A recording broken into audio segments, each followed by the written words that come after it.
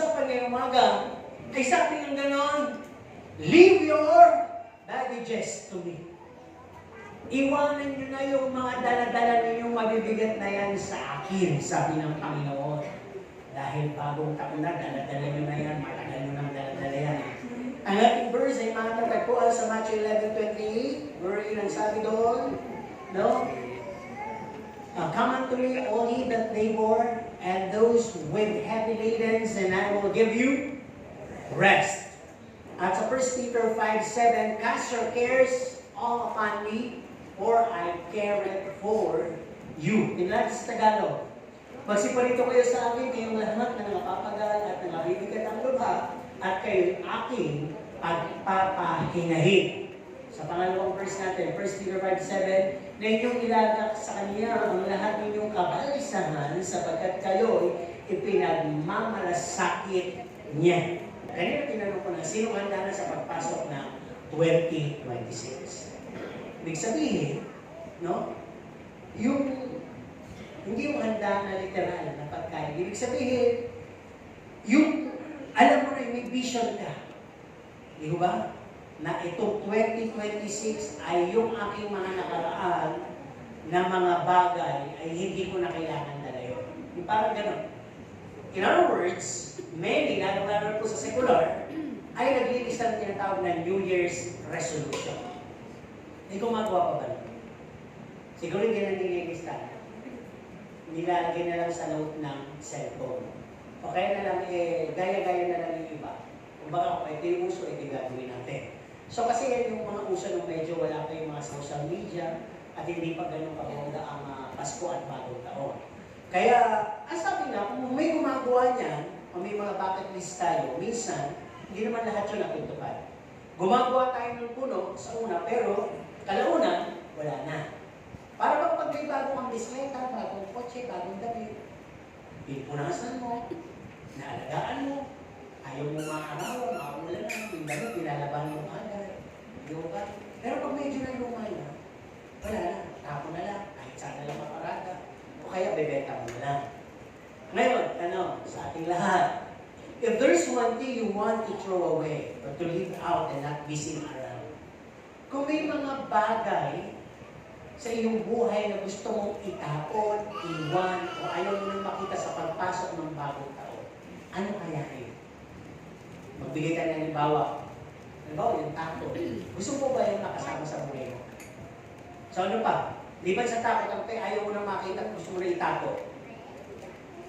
Kasi pag hindi mo sinabi yan, aalagaan mo yun. Mamamatay ka na, kasama mo pa yan. Di ba? Alalahanin, tama. Ano pa? Kabigatan? Ano pa? Sasagot ako, sasagot kayo. Ano pa? Kabigatan? Ano pa? Galit? Makasarili? Tama na? Bad memories? Oo naman. Diba?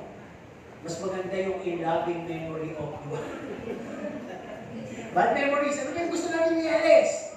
Yung galit, yung kuot, ano pa? Yung inggit, ano pa? Selos, insecurity, pride, ano pa? Nega attitude, ano pa? Wala na. Kasakiman, ano pa? Kasalbahihan, pagiging matigas sa ulo, yung pagiging bida, di ba yun yung mga bagay na para bang ang sarap gawin pero kasalanan. Ang sarap gawin pero may consequence. Ang sarap gawin pero tumutubo, nag-uugat. Sabi nga ng isang rapper na nagra-rap na to, gusto kong bumalik. Actually, bago niya sinabi yun, si Papa nagsabi nung, bakit ba yung ayaw kong gawin yung ginagawa ko? At yung gusto kong gawin, maging banal, hindi ko magawa. Aba, sabi ni Papa. Pag gano'n, ibig sabihin, hindi na ako, kundi yung kasalanan nasa sa akin. Ang nagnanasa. So sabi nga tayo yung referee. Sino ba ang papanalunin ko sa'yo? Yung laman na nagnanasa sa espiritu, ibig sabihin gusto maging banal. O yung espiritu na nagnanasa sa laman. Para bang banal ka na pero gusto mo pang mag-try mo na sa laman. Ano bang gusto mo manalo sa dalawa? Laman espiritu? Talaga ba? Anong klaseng espiritu? May masamang espiritu. Di ba? Siyempre yung Holy Spirit, pag pinagaharian ka ng Holy Spirit, and being guided by the Holy Spirit, all of your actions, utterances, lahat, reflections, lahat puro holy. Kasi nga Holy Spirit. Pero pag isang tao nakikitaan mo ng masasamang kilos, tingin, salita, ay bad spirit ang nandun. Kasi yun ang nagmamanipula sa kanya, nagpokontrol sa kanya. So tuloy tayo. Sabi niyo, gusto niyo nang tanggalin. Oo ba? Gusto niyo ba talagang tanggalin yung mga binanggit natin? Gusto niyo na talagang hindi makita sa 2026 na mainitin pa ulo niyo? Na mapag-komento kayo? Mapagsalita kayo na walang kabuluhan? Gusto niyo pa ba yun sa buhay niyo o hindi na? Yung iba ayaw, gusto talaga alagaan. Siguro, may kumikita ba doon yung pagiging chismosa? Ewan ko lang, ha? Yung ba? O, ang hirap kasi bitawag pa solo title na yung kilala ko sa pagiging chismosa eh. Tapos tatanggalin, parang, baka naman sabihin nila, nakapepe na ako. Okay. So sabi ko, tatanggalin yung mga gustong magtanggal yung mga bagay na yun. Ano naman kaya ang gusto nyo i-develop? Given the fruits and the gifts of the Holy Spirit. Sige nga, magbigay tayo. Kasi pag sinabi niya, God is listening, Holy Spirit is available, faith must be applied. O, sige, ano ang gusto nyo? Lahat. Tama, andun niya sa fruits. Ano pa ang gusto nyo i-develop? Peace. Ano ba? Joy. Sige, isa-isa yung fruits of the Holy Spirit. Ano ba?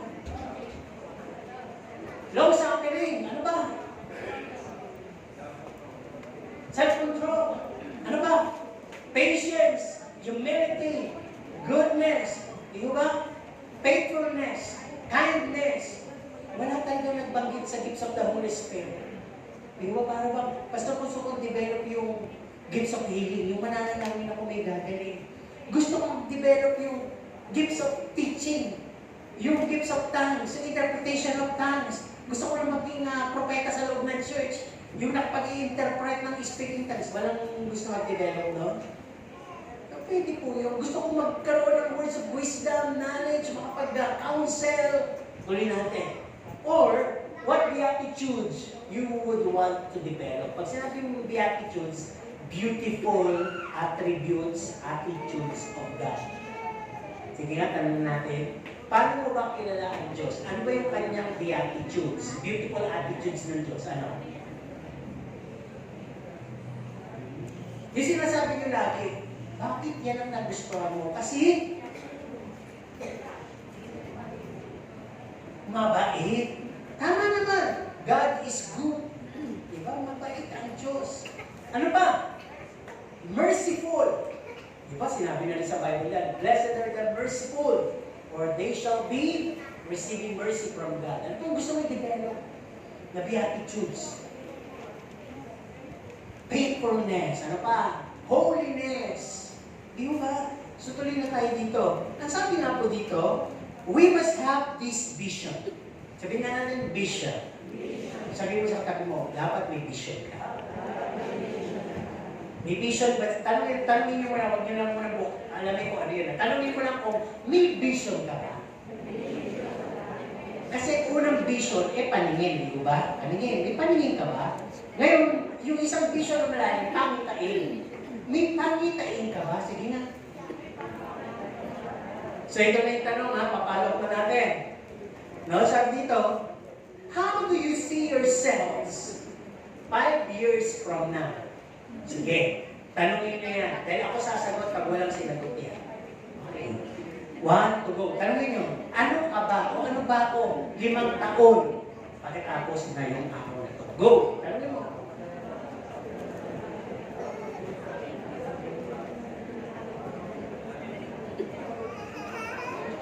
Oo.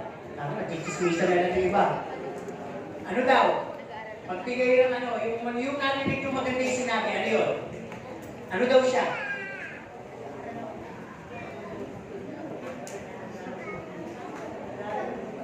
Patuloy na paglago. Napaka-general nun. Dapat may tinutumbukin tayo. Kumbaga sa kwat, ito lang, halimbawa natin, hindi sinasabi. Kumbaga sa kwat, patuloy na pastor na ako. Parang gano'n lang. Ano ba? 5 years from now, magsabi. Malay niyo, katabi niyo, malay niyo, ikaw, 5 years from now, siguro asawa na kita. Di ba pwede? Ano ba? Wala na, yun lang.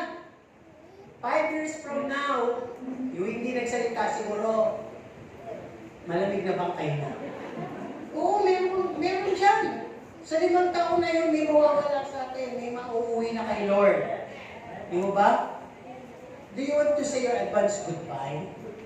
Di ba, lalo na sa mga nagpa-practice ang tulog ng tulog. Ay, pag na-perfect niya, malamig na bangkay kayo maya-maya. No? Di ba? We never know kung yung malakas nga natitigo, yung pang natutulog lang. Di ba? Perfection comes. Di ba sabi nga, practice makes permanent. Hindi perfect. Permanent. Kaya pagka nagpa-practice kang matulog, isang araw permanente, tulog ka na talaga. At yun naman yung sinasabi sa Bible, silang mga natutulog, patay pala yun. Di ba? Kaya huwag kayong gagalit pag lagi kong binabanggit yun. Nasabi kasi dito, we must have a vision or goal. Dapat meron tayong tinutumbok, meron tayong bagay na pananaw o pangitain sa ating sarili. Dahil si Pablo nga meron Di ba?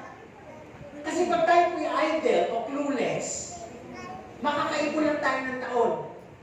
Ang mangyayari po sa atin, pwedeng 10 taon ka na, 15 years ka ng membro, pero hanggang membro ka lang na nakikinig at nakapupo. Hindi ka nakakahayo, hindi ka makahayo kung walang hayo. Di ba para bang hindi, kailangan may ministry ka.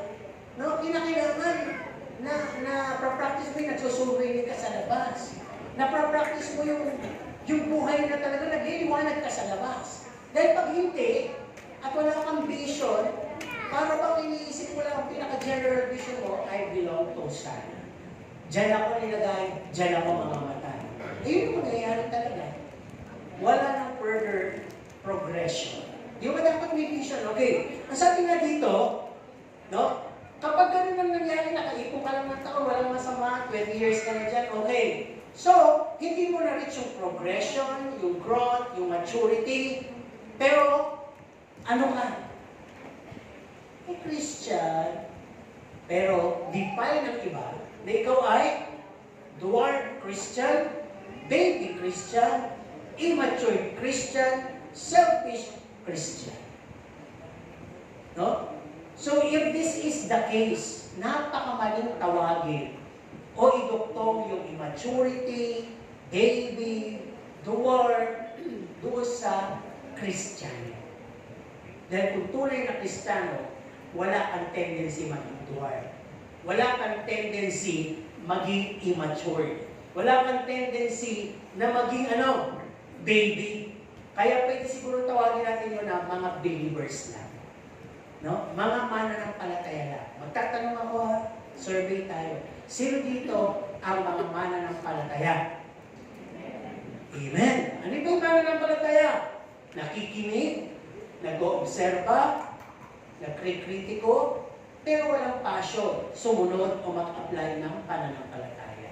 Kaya walang pananampalataya. Si Satan, believer yun. Diba? Ulit, tanongin ko sinong mga believer dito? Oo, tayo pa rin. Binipahin ko lang naman. Pero lagyan natin ng level. From believer, sino yung naging Christian na? Ayan. Kaya tinawag na Christian na kasi sumusunod na. Tagasunod na ni Christ, kaya Kristiyano na siya. Okay? Tingnan natin. Kasi pag ikaw ay believer, you are overtaken, unang bahagi, controlled, manipulated, and deceived by Satan. Pakinggan niyo mabuti dito Pag ikaw ay believer, ito ang nangyayari sa'yo. Kahit na sinabi mong Kristiyano ka, pero kung ito nangyayari sa'yo, balik ka doon sa ladder pababa, na believer ka lang pala. Kasi ito mangyayari sa'yo. Una, sabi dito, you live a life, yung mindset mo kasi bended Ano ibig sabihin ng bended? Ipinako, binaluktot, di ba? Niyukok doon sa ganung pag-iisip. Hanggang doon na lang. Para pag nilagay sa isip mo na bilang Kristiyano, you can live a compromised life. Ay, okay lang ito. okay na yung ganitong buhay, hindi masyadong active. Ay, okay lang yung ganito, yung ako nasusunod sa gusto ko. Ano ba? That you please yourselves rather than God. Eh, yung mga believer. Ano ba? You focus on the selfish ambition and you practice it. Para bang ang ambition mo, hindi tungkol sa Diyos. Hindi ang ambition mo, lagi ang ambition mo ay sa lupa. No? Parang gusto mo magkaroon ng buhay na the sky is the limit. Tama mo ba? Yung walang pipigil sa iyo sa pagyaman. Sino gusto mo yumaman? Walang masama. Kapalit ang Panginoon. Kayamanan Panginoon. Sagot. Kayamanan Panginoon. Sabi ko, Panginoon, yung iba nalilito ako, Lord. Sige na nga. Kayamanan o si Lord? Panginoon. Iba papalit ha. Tandaan ninyo, sino may sinasabi nyo na yun? Dapat it should be Panginoong Jesucristo and Lord Jesus Christ. Even Satan is called Lord. Even Satan is called God. Di ba? Yun nga lang puro ng daya. Tuloy tayo. Sabi dito, kapag overtaken ka, at ikaw ay believer lamang, nasabi dito, no? Ang pinapractice mo, ang passion mo ay more on worldly passion rather than heavenly things. Imbis na pagpapabanal, hindi ko sinasabing pagpapakasama, pero walang matrace na kabanalan sa'yo sa salita at kilos. Hindi ka nasasabi, bakit parang iba kilos niya? Parang ilo, maango, kahit salita, hindi malagsak. Hanggang malaman nila, born again, kaya naman pala. Di ba? Baka naman ikaw kayo malakas tumawa, maberding magbiro, at bully. Bakit ba ganyan yan? Huwag ka, born again yan. Yan! Born again ba yan? Ano kaya sa dalawa dun? Di ba? Kaya tingnan natin mabuti, believer. Sabi na dito, you are more on faith, promise, kapalaran, rather than faith in God. Nandun ka sa pangako ng kapalaran. Uy, pare, gusto ba naman natin kita? Yun nga lang, walang absent kahit linggo. Dapat nandun ka. Ay, sabi mo naman, talaga ba mo nakikita? O, di mo ba? Hindi mo ba nakita na mas malaki ang Diyos doon kaysa sa kita mo? Di ba? At hindi mo lang nakikita na kaya ng Diyos kumilos para sa'yo. Di ba? Tuloy tayo. Pag believer ka at then the mind mo, mindset mo, sabi dito, you act on your own wisdom and understanding. Di ba sabi nga nung lean na on your own understanding. Para bang may binibigay Diyos sa panatuntunan pero hindi mo maunawa yung pinipilit mo yung sa iyong panatuntunan. Ito yung alam ko. Ito yung mas click sa akin. Pero pag may Diyos ka na kinikilala, submit ka doon. Kasi pag hindi na yan, Diyos din yung ating sarili. Tandaan, the number one enemy that we have, maliban doon sa kamatayan, yung sarili po natin. Yung mga literal enemy natin na yan, maliliit lang po yan at may utos ang Diyos dyan na ibigin mo. So, madaling matalo yan. Ibigin mo lang yan, makakamper ang lahat ng kinds of evil sa Kanya at susurrender yan. Pero yung sarili natin, Diyos din po yan. Pag hindi natin sinupil yan, tayo po'y paghaharian ng lahat ng uri ng pita ng laman na diniligtan ng ating mga sarili. Okay, kapag believer ka, overtaken ka, controlled ka, manipulated ka, discipline ng Satan, sabi dito, you believe all of us are for heaven's sake. Para bang yung sanlibutan na nagsasabi, lahat naman tayo, isang araw sa langit pupunta. Lahat ba tayo sa langit pupunta? Yung tanong ko, dito sa loob ng church muna, lahat ba tayo ay panglangit? Okay, ngayon ang tanong ko sa buong mundo. Lahat ba ay pupunta sa langit? O, alam naman pala ninyo yun. Ano pang hinihintay nyo? Soul winning kayo. Di ba? Baka mamaya meron pa kayo nakakaligtaan na family circle nyo, kaibigan nyo, mga kakilala ninyo. Sabihin ninyo na mahal sila ng Diyos. Pag nagtanong, bakit mo naman nasabing mahal ako ng Diyos? Ano sasabihin nyo? Tanong mo kay pastor. Kinakailangan alam nyo sagutin yung mga bagay na yun. Kaya nga minsan, hindi tayo makapagsimula ng soul winning. Dahil alam natin na uungkatin tayo. At tandaan nyo po bilang Kristiyano, accountable tayong sagutin yung lahat ng mga tanong nila sa atin. At kailangan maipakita natin, maipakilala natin kung sino talaga si Jesus sa buhay natin. Hindi man tayo magsalita, dapat makita sa kilos natin, sa ating aura, at makita sa ating aksyon. Ayun ang hindi na kailangan ipaliwanag. I-declare na lang nila talaga na totoong Kristiyano yan. Di ba? Kaya kung hindi nyo kaya magsalita, ipamuhay nyo na lang. Amen? Pero mas maganda pa rin yung nagsasalita kayo at ipinamumuhay ninyo. Dahil pag puro naman salita at hindi pinamumuhay, effective ba? Malaki ka lang na ingay. No? Kaya tuloy tayo. Sabi nga dito, pangalawang bahagi, our tiresome baggages. Sino ba dito yung nakasubok na may knapsack, may shoulder bag, may handbag, tapos may inihilap pa? Very comforting ba yun? Convenient, may convenience ba doon na nakikita? Kailangan mo dalhin lahat yun, may tinutulong ka pa sa paa. Di ba? Saan ka ba pupunta? Mag-migrate ka ba? Nilipat ka pa ng bahay? Magta-travel ka ba? Saan ka ba pupunta? Bakit ang ganun karami kaya ang dala? Saan kayo pupunta? Mag-a-abroad. So, pag-usapan natin, binigyan ko lang kayo ng idea. Ang sabi dito, yung mga mabibigat nating dala-dala. Kung literally nakakapagod, ano kaya yung mabibigat nating dala-dala sa buhay natin?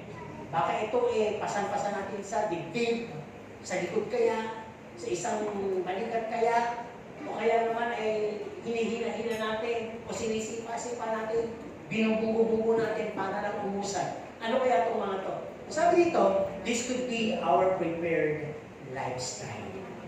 The life that you choose. Sino nakarinig na rin nagsabi, ang hirap ng buhay.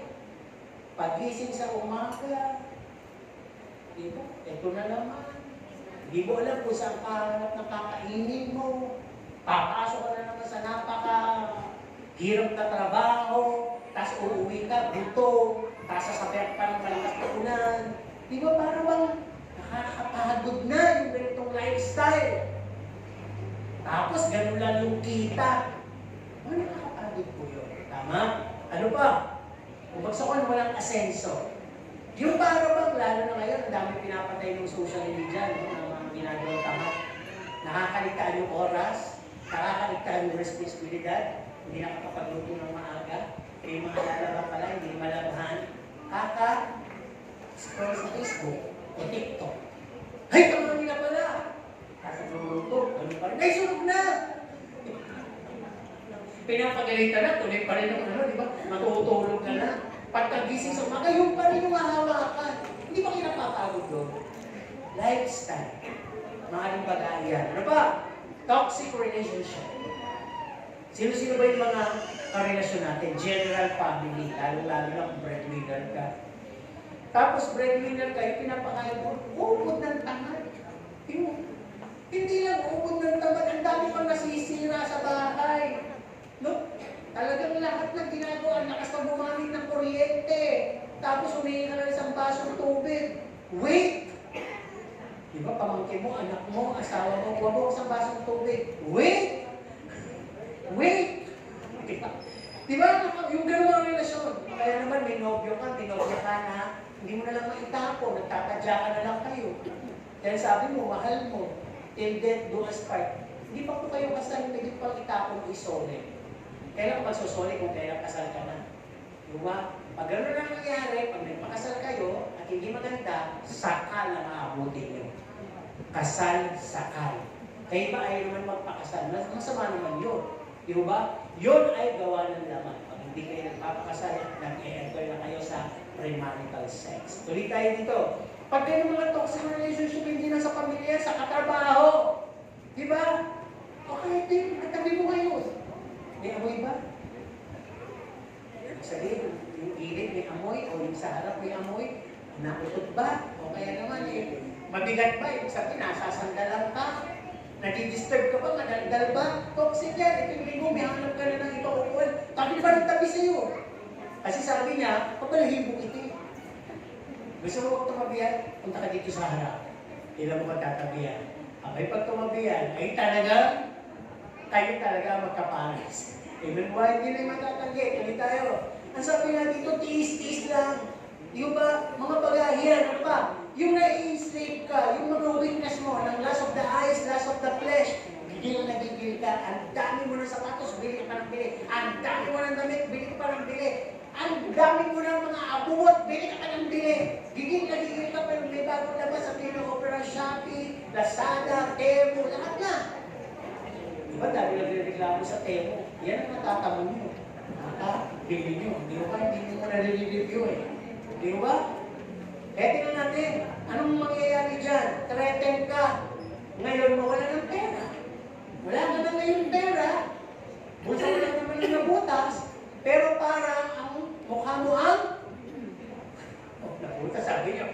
Ang bumaba. Yung bumaba.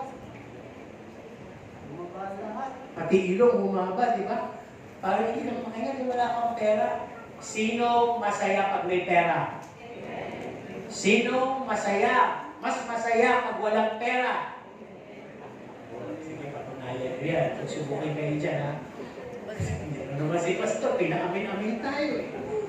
Kasi pag wala kayong pera at mas masaya kayo, huwag niyong sabihin, ito kasi sinabi ni Pastor eh.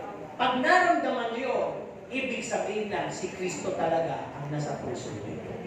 Dahil iwan na kayo ng lahat, mawalan na kayo ng lahat, pero si Kristo nakaluklok, hindi maapektuhan ang kaligayahan. Tandaan yan. Kaya walang gigil, walang threaten. Yung ba, minsan wala ka ng pera, ano yung pwede mong natutusok ang gawin? Mangutang. Eh, kilala ka sa kautang na hindi nagbabayad. Pagka nangutang, ang bait, sige daw po, pero ang nakautang, nakita ka, lumilihis. Pumunta ka sa kabilang kanto, lumihis na naman. Pautang mo pa ba ulit? Ang sabi niya, next time talaga, babayaran ko doble. Pag pinautang mo, na doble na loko ka. Diba? Ang sabi kasi, pag tapos wala ka nang mautang, ano pwede mo gawin? Tingnan natin yung progress. Pagka wala ka nang magtiwala at magpautang, ano yung susunod mong gagawin? Sige na gawin, sabihin niyo yung mga ginagawa niyo. Lalo tuloy mo na sumunod. Di ba magsasanla ka na? Sasanla mo na yung maliliit mo na. Lansya, rice cooker. O cellphone, gigatin niya, alahas. Wala ka na talaga masanla. Yung anak mo na. Kasi asawa mo, busit. Sasanla mo na. Ay, pwede mangyari yun. Di ba? Kaya threaten ka na. Pag ayaw mo naman mangyari ng bago sa pagsasanla ng anak at asawa, kupit. Kupit. At pag malala na, pag nanakaw na po. Tama? Yun yung mga mangyayari. No, kapag ang kapaguran sa'yo, mga daladalahin mo, ipabigat na ng pabigat. Ano pa? Maaaring daladala mo rin yung never-ending wants and cravings. Yung uncontentment. Na para bang ang bilis mo mag-crave.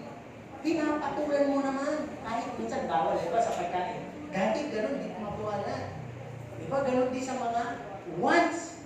Hindi na needs eh. Gusto mo lang dahil nakakita ka na may ganun siya. Sabi mo, bumili, hindi naman bagay sa akin, pare. Iilang niya. Di ba parang ganun? Pag may mga ganun, dahil hindi po pala yun. Ito, medyo kakaiba. Pag may sakit ka. Sino po ba yung nakakakilala ko ng tao may sakit na malubha? Bagahin po yun. Hindi lang niya bagahin din po naman nag-aalaga sa kanya. Di ba? Lalo na pag nakikita mo dumani, hindi pa parang anong gusto mo sabihin, Lord, yun, kunin mo na. Di ba? Nakakapagod na rin po. Sa kahirap na po siya. Okay lang naman yun eh. Di ba? Sabi ko nga, di ba sinali natin, lumakas. Nagbigay dito ng bigas eh. After 2 weeks, sabi na namin, namatay na. Pero mula nung naipanalangin namin siya, lumakas. Sabi ko nga sa tricycle, Nay, sumama ka pa, sabi nung anak. Siya nagpupumili. Ang lakas talaga niya, lakas. Pero mula nung naipanalangin ng mga tayo, hindi po uminda. Walang ininda. Sabi nila, 23 ng gabi, masaya kami, nagkakantahan. 24 ng maga, 6:30. Nagano pa, siguro nahirapan mo yun. Nagano, Maya-maya bigla lumapat doon sa ano. Nawala na, umuwi na kayo. So, ganun lang kasimple. Yung buhay. Ano po? Sabi ko nga, worth it na. Tinanggap ko siya ng kalangitan, rewarded ko siya ng kalangitan. Ang daming parahan ng mga nagmamahal sa kanya. Pero sabi ko, ang Diyos na rin, nagbigay na ng parangal sa kanya. Di ba? Kaya, tingnan natin ano pa yung mga bagahe natin. Yung takot, pressure, at saka yung self-input, judgment to others. Mga bagahe po pala yan. Kasi yung bandage ka eh. Di ba minsan may gumit-git sa'yo? Di ba minsan ako pagsasalita ka, loko to ah. Git-git ako, walang manners. Malay mo naman pala, masakitan siya. Malay mo naman may emergency, kaya kita ang tagal mo. Di ba? Yung mahilig tayo mag-self-input, minsan pinag-uusap ng dalawa o tatlo na napatingin na sa akin, nagtawanan. Mga loko, pinag-uusapan na naman ako, walang magawa sa buhay. Di ba? Yung napakabilis natin mag-overthink, mag-react. Di ba tayo pwedeng skip na lang muna natin, ano naman, siguro, positive, ano na lang, medication, di ba? Physical medication na lang. Siguro kaya ano lang pinag-uusapan, practice tayo. Di ba? Sino dito yung kaya kahit hindi siya kibuin? Okay lang. Okay, di ba? Ang katapat lang naman yan may ano, toothbrush. Siyempre, pag galing yung ibo, kapanisan ka ng lawa eh, mag-isap lang eh, di ba? Or, lulunin mo na lang yung laway mo. Pride yun. Kasi pag ikaw ay nag-murmuring habang nagbubulungan sila o nagkakapan sila, hindi ka sinama, galit na galit ka, habang gumaganito ka pala. Dumudugo na yung ipin mo. Yung dila mo nagkakasugat na rin, di ba? Kasi, kaya may malansa na. Kaya huwag gano'n. Lulunin mo na lang siya pride tayo, kahit hindi nyo kausapin, mamaya kayo sa akin, kakausapin. Diba? Hindi naman gano'n eh. Sabi kasi sa Bible, pag meron pala mga differences, pakiramdam, o bagay na nasaktan ka, o nakasakit ka, ano sabi sa Bible? Bago ka maghain, iwan mo muna dyan yung hain mo. Puntahan mo yung tao yun na alam mo, alala kung meron kayong discussion, usap mo na kayo. Magpatawaran muna kayo. Dahil pag hindi yung ginawa yan, lahat ng pag-aalay nyo, wala na yan sa akin. Amen po ba? Sa pag-aalay pala natin, kailangan natin ang ingredients of love. At nandun sa love, na ingredients yung forgiveness, understanding. Amen? Kaya pag wala yung bagahe yun, bagahe. Ano ba? Baka mamaya bagahe mo yung trabaho mo, business mo, at mga gawaing bahay. Di ba? Ako sabi ko nga, marunong ako magluto, pero sa hindi ko na kaya magluto. Tapos magbukas ka pa. Kaya ng Pasko, bumili na lang kami ng luto. Di ba? Tapos puro paper plate. Eh kaso yung pinaglagay naman yung mga serving ng mga ulam, inukasan din. Bigyan ito din pala. Ang dami din pala nililigpitin. Pero at least bawas na yung luto, wala na, di ba? Dati kaya ko yun, nung medyo 30s ako, kaya ko yun. Lumuluwas pa ako sa amin. Nagluluto ko linggo ng gabi. Walang putahe dahil sila mami sa Amerika, dadala ko yung mga kapatid ko doon. Hanggang nakabalik na. Ganun pa rin ang ginagawa ko. Yung pagod, pag binabalikan ko, hindi ko na kaya sa edad ko. Hindi ko na kaya. Di ba? Bagahe pa lang. Kaya at least, iniwan ko na yung ganung bagahe. Magluluto man ako, konti na lang. Hindi na yung talagang ganun kakaki. Parang ayaw ko pa. Pero ayaw ko subukin. Ano mangyayari. Ano ba? Sabi dito, yung sa ating sarili, yung na-pressure tayo lang, ayaw natin matulog. Hindi pa tayo nakakapahinga, hindi isip na natin yung bukas. Ano kaya yung maagahan natin? Ano kaya sa bukas? Saan kaya ako pupunta bukas? Sino kaya ang manlilinis sa akin? Lahat ko pala yun, bagahe. Kahit na nasa isip mo lang, mabigat yan at hindi ka makakatulog. Sino gusto makatulog? Yung mga hindi nakakatulog, sino gusto makatulog? Isipin mo lang, pumikit ka, wala kang bang iisipin, kundi ano, puro bulak-bulak sa paligid. Bakit? Teka, hindi natin ang konting ilaw. Ano ba yung iisip nyo? O, lagyan natin ang konting essence. Gusto yung pamita ko, wala. Pag may tao, kasi nasa garden kayo kayo. Hindi ko naman sinabi isipin nyo, nasa grado kayo. Wala kang sinabi niya nun, di ba? Sabi ko lang, paraiso gusto ko sabihin, di ba? Yung mga part, di ba may mga ilaw? Ano iniisip yung ilaw sa may tabi ng kabaho? Di ba? Wala naman siguro nakakita ng burol niya kung maganda, di ba? Di ba?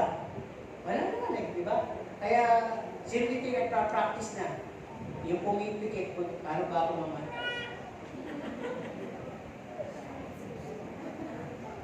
Bakit ko pala pag namatay ako? Di ba may bilan eh.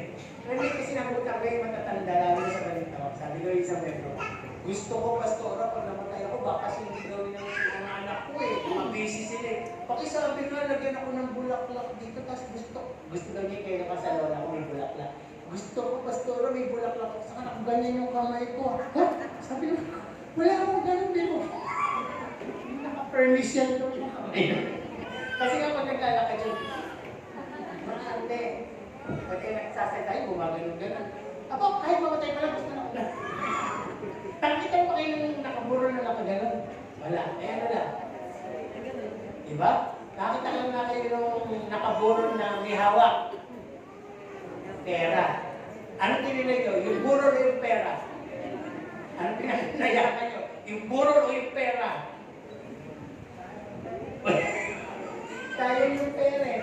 Sabi kasi ng iba, pabaon daw. Iba naman swerte. Makuha na para daw sa pagsusugal. Pero lahat po yun wala. Wala katotohanan doon. Bagahin po lahat yung mga mali-mali wala. Bagahin din po yan. Hindi ka makakislot, hindi ka makapag-release pag may patay dahil, mamalasin daw, may susunod daw. Lahat po yan bagahin. Iman po ba ano pa mga bagahin? Yung mga kaaway mo na hindi mo mapatawad, sila tulog na. Ikaw ay ano? Gising pa at nagmumuni-muni, nag-iisip kung paano ka makapaghiganti. Tama po ba? Abay, alipin po kayo. Di ba pag may kaaway ka, nakikita mo kumukulog-kulog. Pag nasobrahan ka sa kulog, sasabog ka. Ang ibig sabihin, nakamamura mo, makapagsalita ka na hindi mo. Kaya, alisin niyo po yan, mga bagahe na. Kaya sabi, ito yung mga bagahe na nakapapagod at tanong, ito pa rin ba ang mga nais mong dalhin sa panibagong taon sa pagpasok ng 2026? Gusto mo ba dalhin yung mga yun? Hindi na. Okay. Mag-i-illustrate tayo. Ang sabi, pag tayo po, sino dito yung nakapaglalakbay, nakapapasal ba sa Hong Kong, sa Japan, sa Korea, sa Vietnam, kung saan-saan, travel. May travel list. O nagplano. Ganito kasi yun. Gusto ko kaya ako nagtatanong, di ba pag magta-travel ka, madami kang dala, mga malalaking luggages, may mga globe, dala mo yan. May sword, mayroon ka pang knapsack, may shoulder bag ka pa, carry bag, may sinisipa ka pa, di mo pa, may kahong pa. So lahat yan dala mo. So napakabigat, di ba? Ngayon, pag na-reach mo na yung destiny mo, hindi pwedeng walang hotel. Di ba yung mga package na yun, may hotel. Para doon mo muna ilalaga lahat ng bagahe mo. Yung mga nag-travel, alam niyo ibig sabihin ko. At pagkatapos nyo magpahinga, bibigyan kayo ng tourist guide na after 5 hours, babalik ako, ang una natin destination, na dito kaya pag alis nyo dyan, magdala lang kayo ng handbag, carry bag. Huwag nyo na pong dadalhin yung inyong lahat ng bagahe. So ganito, di ba? Pagkatapos nung pagpaalis ka na, wala kang dala kundi yung handbag. Sino kaya tao ang pag-alis niya, dala niya lahat ulit? Bakit kaya pwede niyang dala lahat ulit? Magbigay tayo na. Sabi ko nga, ano kasi nung nag-travel kami, nakakita ko, ang daming dala. Eh, nakapagunta na ngayon. May knapsack pa, may shoulder bag pa, may, at least may hinihila pa. Eh, nagkikita-kita kami doon sa mga bawat pupuntahan eh. Minsan may number yung tourist guide, bakit dala pa rin. Eh, di ba lang ng damit? Diba? Ang daming parang mangyan, ang daming tawag ko din mo yan, badyaw! Oo, ang dami. Parang badyaw, tapos ang daming pang dala. Hindi na papatod. Bakit kaya gano'n? Sige na. Yung mga gumagawa yun, bakit kaya? Ayun, tama naman yun. Dahil, maaaring iniisip niya mawala. O may kumuha sa hotel. Di ba may mga duplicate na susi yung mga naglilinis ng mga bellboy doon eh. Naglilinis eh. Di ba? Lalo na kung papunta ka lang doon, wala kang tiwala. Pag-uwi ko ng Pilipinas, sulong na ba? Pag-uwi ko ng Pilipinas, nanakawala ko. Dahil ko na nga lahat ang alahas ko. Kaya tuloy, pagdating doon, namamasyal ka na lang, dala mo pa rin. Di ba? Kaya pag ganito po ang nangyari, ito po ang tendency illustration to, yung dala-dala mong bagahe, hindi ka mag-i-enjoy. Ano ba? Ang bigat eh. Ang layo na nila. Nasa likod ka na. Di ba? Walang gusto tumulong sa'yo. Galing mo tapos balahin mo kami. Ano ba? No? Ang sabi dito, yung puso mo wala, yung iba na kukuha na ng selfie, nag-appreciate na ikaw, nakatingin sa paggamit mo. Pag may konting lumalapit, isa, dalawa, nakapunta na doon, bibili lang ng sagot. Pagbilan nga ng siopaw. Patuloy doon. Oo, nakatingin, kasi mamula. Ay! Gusto ko na pili ko, sagot gusto. Dahil yung atensyon mo na saan? Nasa paglahi. Nakakatawa pero totoo yan. At ang nakakaya dito, you can be looking weird among the rest. Imbis na mag-selfie-selfie sa iba, ikaw ang sinelfie. At magbabiral ka. Look at this weird guy, this weird person. Tingnan mo, nagmamasyal na. Hindi mabitawan ng bag. Diba? Ang kanyang bagahe. Kaya nasabi dito, say, if we keep burden, hurts, and forgiveness in our hearts, bagahin po yun. Pag may dala kang puot, galit o walang kapatawalan sa iyong kapwa, ay parang kang namasyal na nagsuot ng napakasikip na sapatos at ang iyong paa ay pinapaltos. Gusto ko bang lamakan? Namamasyal sila, paling nangyari sa amin, nakapagsuot ako lang yung sikip na sapatos, bagay na lang ng sapatos. Nag-enjoy na sila sa rides, ako nakaupo sabi na sa akin, hindi ka puntahan natin siya. Ikaw na. Sakit ang mga daging ko sa paa. Mas nag-enjoy na ako sa nakakaupo ako. Tapos yung pupunta na ako sa siya para umihi, talagang sakripisyo pa yung lakad ko. Ayaw mo pahalatang iita-ita eh. Pero nung nakaupo ako, namimintig na yung paa ako dahil yung sapatos, medyo masikip. Diba? Eh kasi nga, di ba dapat kung medyo tumatanda ka na, ang mga sapatos mo yung yung maluluwag. Hindi ko kasi matanggap na tumatanda ako. Kaya sapatos ko, pambata pa na, masikip ko na eh. Di ba? So parang ganun yung mangyayari. Hindi mo na nais maglakad, hindi mo na-enjoy yung pamamasyal, ang attention mo ay nasa masakit mo, taka. No? Hindi tayo. Sabi nga dito, pagka meron kang galit na inaalagaan ng forgiving spirit sa iyong puso, di ba? Kahit saan ka pumunta, kahit napakaganda pa ng senaryo, masasarap yung pagkain na ihain sa iyo, wala kang gana. Hindi mo mai-enjoy. Bakit? Hindi ka gana. Kaya pala pumunta doon para magkaroon ka ng peaceful mind, medyo mag-unwind, medyo ma-release yung stress, pero dala mo rin doon eh. Di ba? Parang ang layo mo na. Milya na, lumipad na yung aeroplano, ang layo na sa Pilipinas, doon sa taong kagalit mo. Pero nag-iisip ka pa rin na curse sa kanya. Sana, mga ibig sa mga hindi na mga papoy nakakapag-travel. Sana mabulog mo pa sa mga pagkain nila. Sana may mga basura, mga pahay nila. Hindi lang yun, wala ka lang binilin pa sa loob. Pagbalik mo, nag-iisip ka na kung paano ka magyayabang, magigiganti. Mag-i-enjoy ka na. Kaya sabi dito, no?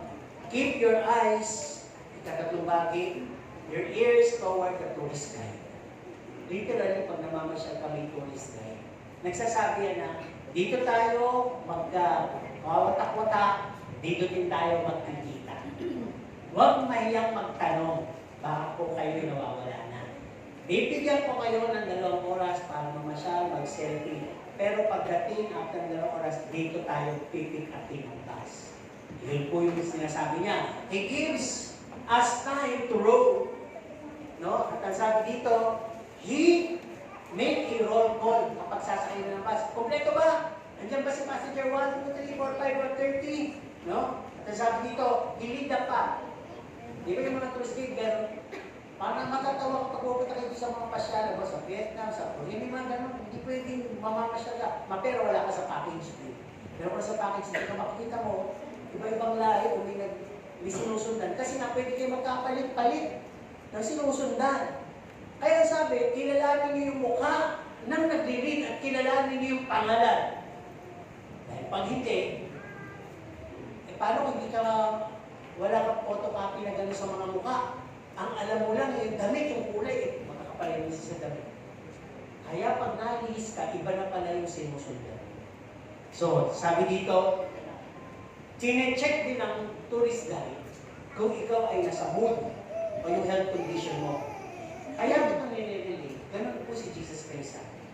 Siya ang nagagay sa atin sa pamagitan ng kanyang salita. Sinabi niya, okay lang kayo sa mundo. Parang binigay na commandment doon sa Garden of Eden. Kainin niyo lahat. Huwag lang yung kakainin yung bunga ng punong nasa gitna ng kaalaman ng masama at mabuti. Huwag lang yan. Ano bang gano'n, di ba? At may oras ay malapit na, dadating ako. Sabi niya, huwag kayong magulunahanan, hinahanda ko yung lugar, at pag nahanda ko na, dadating ako, kukunin ko kayo. Di ba? Tapos sabi niya na, ang aking mga tupa, nagdidinig ang aking piling. So yung tourist guide, saka ka pakilala sa'yo, kilala mo natin yung boss, kasi kahit na nagkukulak yan nag-i-check-in-check, naghahapon-hapon, o nag-betlong-betlong, o paano kaya, di ba kahit gano'n?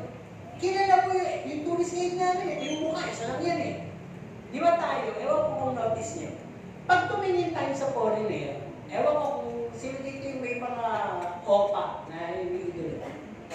Di ba pagka iniidolo mo, na-identify mo kung sino siya talaga among the rest. Pero pag tinignan mo lang sila ng isang tingin, kasi mga Dunkin' Donut maraming opang commercial doon di ba? Pag tinignan ko, isa lang ang mukha. Kaya minsan tanong, bago ba yan? Hindi yan po yung yan. Nakalimutan ko rin yung pangalan. Yan si Shimuno, siya. Ano, di ba? Pero yung mga gusto ng card, gusto ko kahit yung alam na alam, kilala yung pangalan. Dahil na iniidolo. Di ba? Di ba sa pag nanonood tayo ng Korea lagi, isa lang ang mukha nilang lahat. Di ba? Ganon din pala sila. Bakit kayo mga Pilipino? Isa lang ang mukha. Ganon din pala. Bakit kayo mga Koreano? Isa lang ang mukha. Di ba? Para bang lahat sila matangkad, singgit, maputi. Pag Pilipino kayo magbigay. Ba't kayo Pilipino? Isa lang ang mukha. Lahat sila ano? Ano mapanghi? Akin puti. Mapanghi.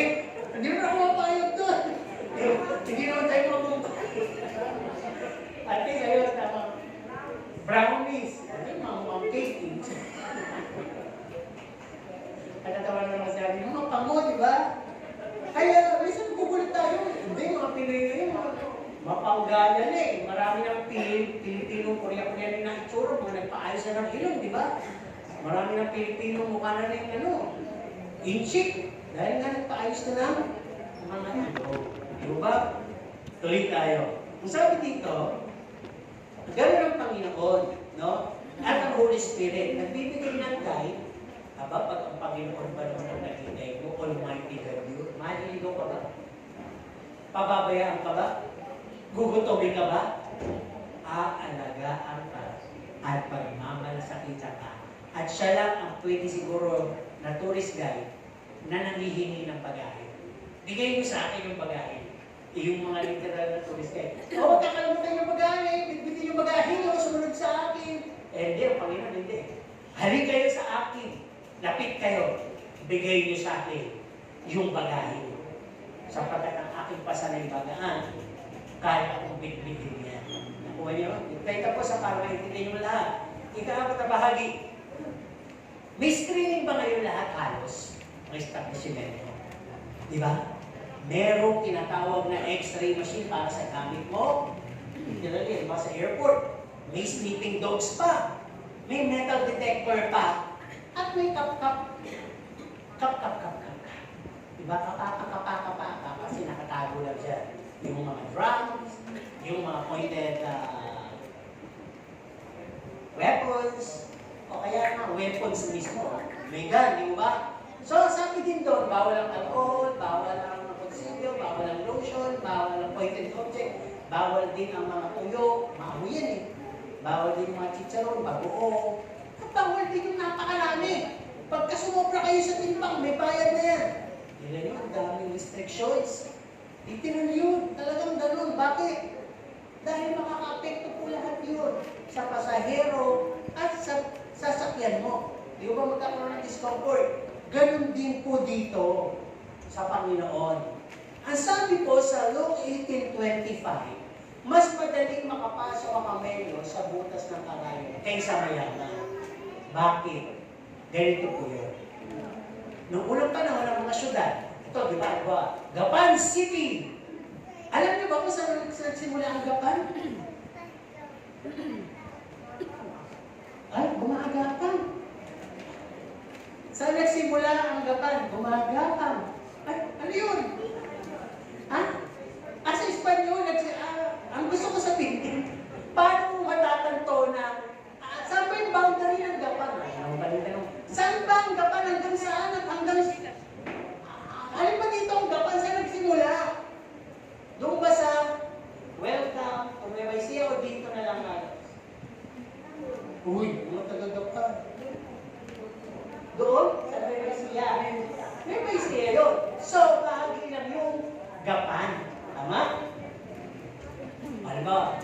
Kasi nung panahon na yun, wala namang ganyang MacArthur Highway. Wala dyan ang gawin nila. Noon, hindi, disyerto. At ang bawat syudad ay nakapaligid sa isang malaking bakod. Siguro, magmula Kabanatuan, magmula nila halimbawa na hindi na ang iniisip masyadong makalaking pa ng SM yung Kabanatuan. Hanggang dyan sa tulay.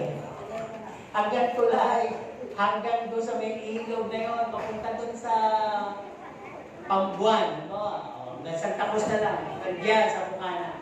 Parang yan lang halimbawa yung Gapan. Noon, napakataas po ng bangko.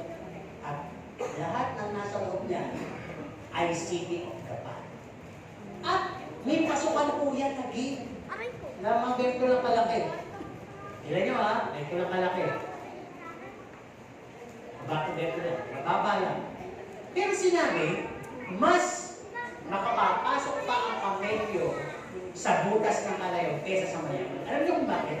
Yung kamelyo, during those time, yan ang nagdadala ng bagahe ng mga traveler.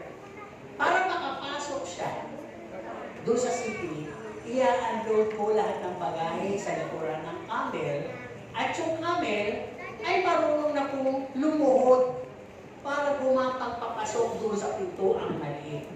Kasi yun po ang depensa ng panahon na yun. Para hindi ka masakot ng iba, may bakod na malaki at may mga bantay. Para secure ang lahat na pumapasok makilala, may maliit na pinto. Kung magdadala ng kalakal, may walong kamelyo yan, bababa lahat ng load. Kamelyo, isa-isa papasok at saka papasok ng load nila. So yun po ibig sabihin nun. Kaya kung titignan po natin, no? Hindi pwede pumasok ang mayaman sa kaharian ng Diyos sapagkat ang dami niyang alalahanin sa buhay. Una na nga yung kanyang kayamanan. Hindi niya maiiwan. No? Hindi naman tupad, pero hindi natin pinag-usapan to judge. Sabi na pag-usapan lang natin mag-asawa, yung mayaman na yun na na-involve doon sa God Project na ngayon nakulong niya. Ang dami mong yaman, hindi mabilang sa sakyan mo. Ang lagad na ng bahay mo.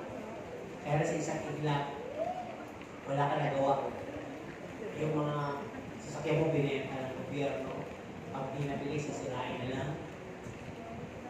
Ang daming kinuha sa'yo, sorry ka na ng pera. Hindi pa rin yung kapatawaran, nakulong ka pa. May anak kang may sakit, wala kang magawa. Hindi iba yung insulto ba o galit? Happy. Diba? Kaya sabi ko, paano yun? Paano yung bahay nila? Sino yung titira doon? Siguro yung mga mag-anak na lang ng mga mahirap, hindi na lang pag-acting, wala na yung mag-re-retreat, mag-aalaga, di ba? Hindi ito sabihin, pero it is not for us to worry about. Ang gusto ko lang sabihin dito, bakit maghahanap ka rin sa bagay na hindi mo nga kaya ubusin? Nilulong ka na sa daya, at pinractice sa buhay mo yung daya, at ang dami mo na naghahanap kapag naghahanap ng edad at ito, na hindi mo naman na kaya ubusin habang nabubuhay. Yun po yung greed ng sarili. Kaya pag may gano'n ka, hindi ka talaga makapupunta sa langit dahil ang una mong papahalaga yung mga kayamanan. Nasabi nga, pinaghirapan namin yan, puno. Hindi mo yan pinaghirapan. Kinuha mo lang yan. Diba? At ginos mo yung mga proyekto nyo, kaya marami po naapektuhan. Diba? Matitignan po natin, ganito. Ang buhay ng isang Kristiyano, no? We should not be preparing ourselves, no? Or anything luxurious. But sabi dito, we should be preparing ourselves to leave the earth and be welcome up in heaven by our Creator. Yun ang paghandaan natin. Kaya hindi po mahirap sa mahirap ang iiwan ng mundo eh. Ano bang iiwan ng mahirap? Eh siyempre, yung kanyang abubot, yung kanyang basura, yung surot, daga. Yun ang iiwan niya. Mas kung gusto niya sa langit. Pero yung meron nga nagsabi, mamamatay na eh. Walang tiwala, nilagay lahat ng pera sa bag, kalahating milyon, mamamatay na, nag-iingan na, inaatake na, ayaw pang bitawan eh. Dinadala na sa emergency. Kip, pag kinubat, namatay na hawak yung bag. Nadala ba niya? Nasa napunta? O yun, nag-isip ko rin sa doktor. Kung kanino, pero pag nalaisipin natin, wala ka talagang madadala. Kapit-bahay namin mayaman, Kobo-Inchik, namatay. Nagsunog ng 2 milyon na pera. Bakon daw doon. Nabaon ba? Nag-abog. Pero paniwala nila, nagsisimula lang ng business group.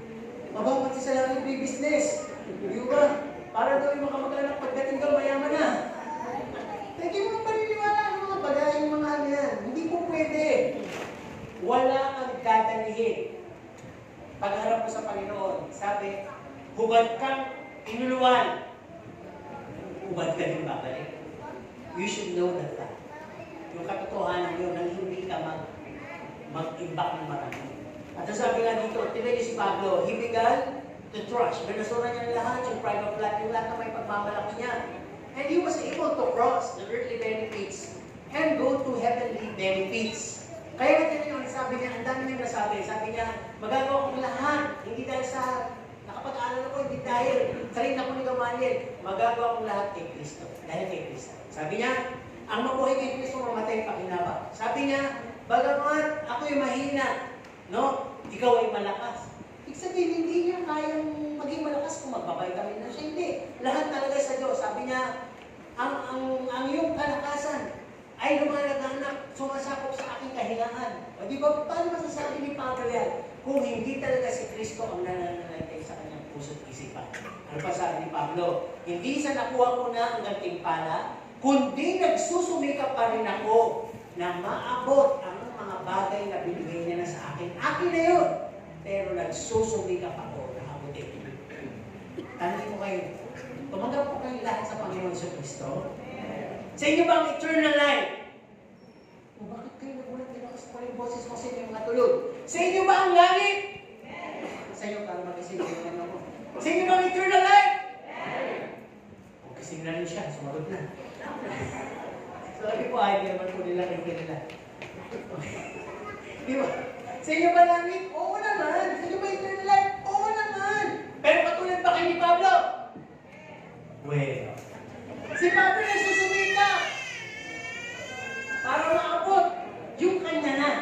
Yung alam niyang kanya na. Pero nagsusumika pa. Di ba? Tuloy tayo dito. Sabi nga ni Pablo, ako'y napamang kasama ni Kristo at hindi na ako nabubuhay kundi si Kristo nabubuhay sa akin.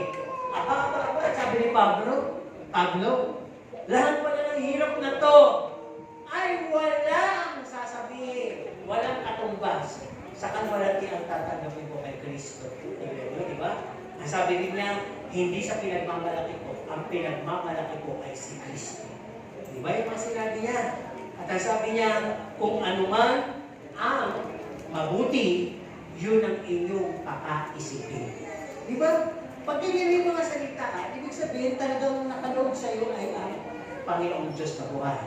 Ikalimang bahagi. Ano po? Just to let you know, we have 8 bahagi. Ilan pa? O 8, di ba? Ilan na tayo? Pang-ilan na? Pang-5. Tutuloy pa ba natin? O, di ba? Ganit mo sa nagsabing amen. Sabi niya, amen, sabi niya. Diba? Ngiti nga mo na, ngiti. Tingnan niyo yung katabi. Sige.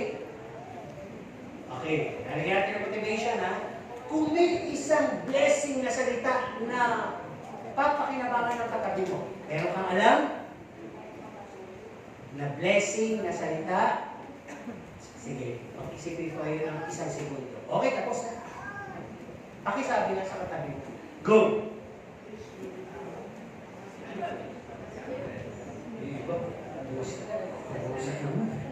Sige, magsalita.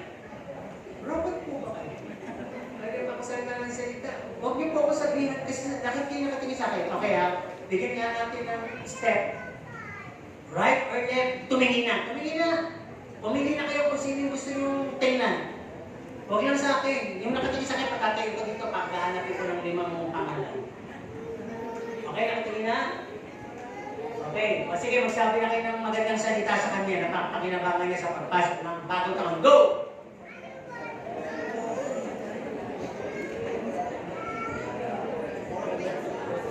Okay, tapos na, chismis na iba, kwento na. Hindi po kwento may nasasabi ko. Sabi ng iba, mamaya may sabi ako sa iyo. May chismis ako pa. Hindi gano'n. No? Baka may nagsabi dyan ng pautang mamaya. Okay mo? Sawayin niyo yung gano'n. Papasok pa lang ng panibagong taon eh. Abay, pag pinautang niyo sa bagong taon, 1 taon niyan mangungutang. Di ba sabi gano'n? Kaya wala mo naman papautang, hanggang mangutang. Okay. Matthew 11:28, ano nga sinasabi?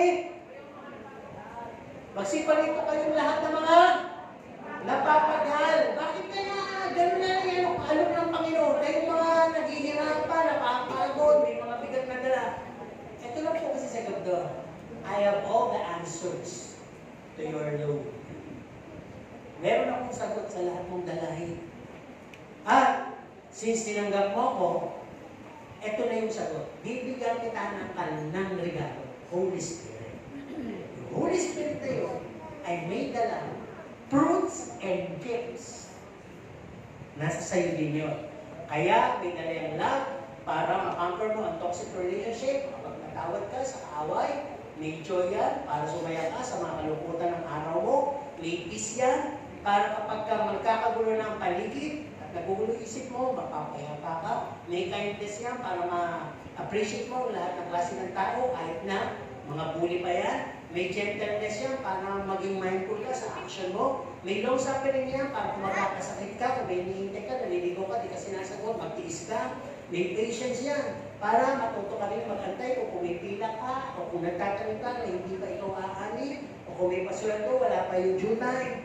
May humility yan para kung may nagpapataas, ay patuloy kang nagpapakumbaba. May self-control yan para kapag na-notify ang Shopee o ang Lazada, ay hindi ka basta matukso. Tingnan mo. Binigay pala ng Panginoon lahat. Diba? Kaya pala sabi ng Panginoon, come unto me, and I will give you rest. Lord, problema ko, ang gastos ko. Lahat na lang pinapatulan ko. Sasagutin ni Lord yan. Yan mo anak, lulugiin ko ang business mo. Wala ka ng pera at tumuon ka sa akin. Fair ba yun? O yun, bigay mo kasagot. Ilan sasabihin ko sa inyo, may mga bagay na sinasara ang Diyos para ang maging katumbas, mapabuti ka, mabanal ka, at ang bulinod sa langit ka. Di ba rin ang mawala? Sabi nga ni Pablo, basurahin ng lahat. Huwag lang si Kristo mawala. Tinatanong ko pa lang, iba galit mo.